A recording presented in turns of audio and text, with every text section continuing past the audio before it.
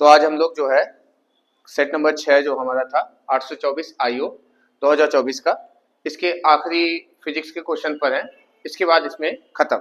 इसके बाद एक आखिरी सेट सेट नंबर 7 पढ़ाऊंगा। उसके बाद ओवरऑल 2024 के जितने भी क्वेश्चन पेपर थे सब खत्म हो जाएंगे। तो देखते हैं इसमें जो पहला क्वेश्चन है वह कहा है कि धारावाही परिणलिका के कारण चुंबकीय क्षेत्र किन किन कारकों पर निर्भर करता है। धारावाही परिणलिका के कारण जो चुंबकीय क्षेत्र है वह किन किन कारकों पर निर्भर करता है। परिणलिका क्या होती है?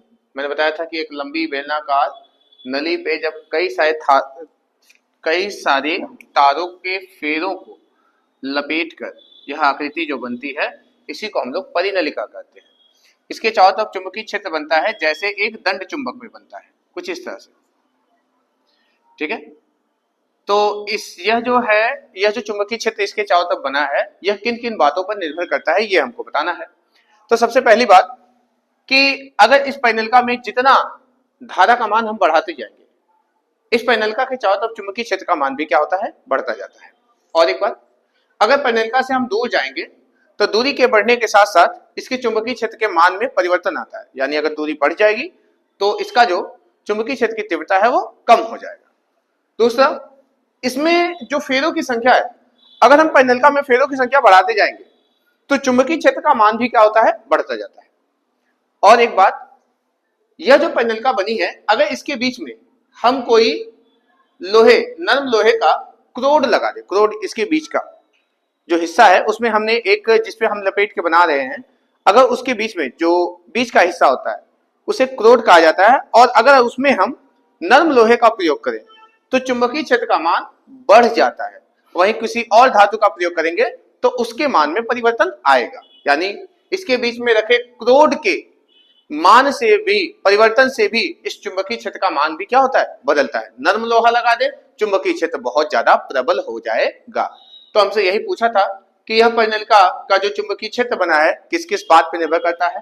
तो पहला, जितना ज्यादा करंट उतना ज्यादा चुंबकीय क्षेत्र। जितने फेरों की संख्या बढ़ाते जाएंगे चुंबकीय क्षेत्र का मान बढ़ता जाता है, NIBA फॉर्मूला होता है। क्रोड की प्रकृति, बीच में नरम लोहा लगा दे चुंबकीय क्षेत्र बढ़ जाएगा, और उसकी दूरी बढ़ाने से भी चुंबकीय क्षेत्र का मान घट जाता है। दूरी कम कर दीजिए चुंबकीय क्षेत्र का मान बढ़ जाएगा।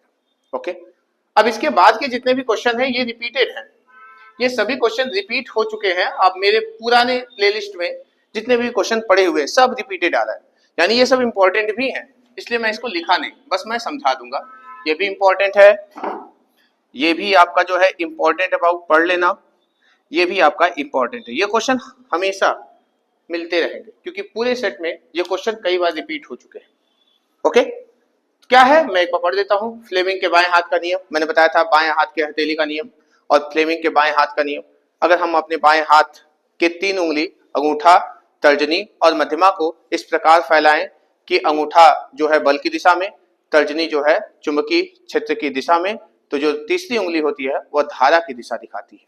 ठीक है, या फिर हम कह दें कि ये धारा की दिशा में है और ये बल की दिशा में है, तो इस चालक पर लगने वाले बल की दिशा दिखाता है फ्लेमिंग का नियम।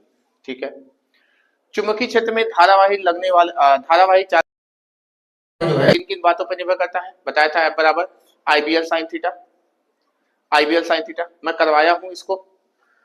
किन किन बात पे? चालक में प्रवाहित धारा, जहां चुंबकीय क्षेत्र है वो, और आपका जो है तार की लंबाई और इनके बीच बनने वाला कोण। ठीक है, ओके।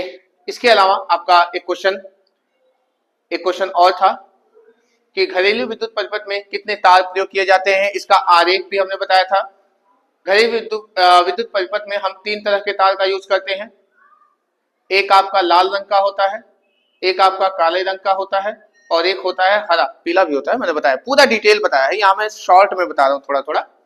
लाल लाइव वायर होता है, लाइव वायर। ये होता है न्यूट्रल वायर, और ये जो है आपका हरा जो है अर्थ वायर होता है। सिंपल सा अगर मैं इसको कहूं तो मैं कहूंगा यह विद्युन्मय तार होता है, विद्युन्मय तार होता है। यह आपका जो होता है उदासीन तार होता है, उदासीन तार होता है, और यह आपका भूसंपर्कित तार होता है, अर्थ वायर भी कहा जाता है। अच्छा, प्रत्येक के नाम भी मैंने लिख दिया। इनके रंगों के नाम लिख दिया और कितने तार होते हैं ये भी बता दिया। इसका उपयोग क्या है, कैसे कैसे काम करता है, हर एक चीज अब मेरे प्लेलिस्ट में सेट 2024 का जितना भी पढ़ाया हूँ अगर एक बार देख डालो तो तुम्हारा काम हो जाएगा। मुझे लगता है कि आपका जो है 50 से 60% तक का एक एवरेज आपको प्राप्त हो जाएगा यहाँ से नंबर, अगर इतने क्वेश्चन को आप देख लेते हो। ठीक है, तो इन सब का डिटेल अगर चाहिए तो आप प्लेलिस्ट में जाइए, सेट नंबर 4, 5, 6 में सब लिखे हुए हैं। ठीक है, तो यहाँ पे रिपीट नहीं कर रहा हूँ, मैं आपको छोड़ देता हूँ। ठीक है, तो इसे नोट कर लीजिए।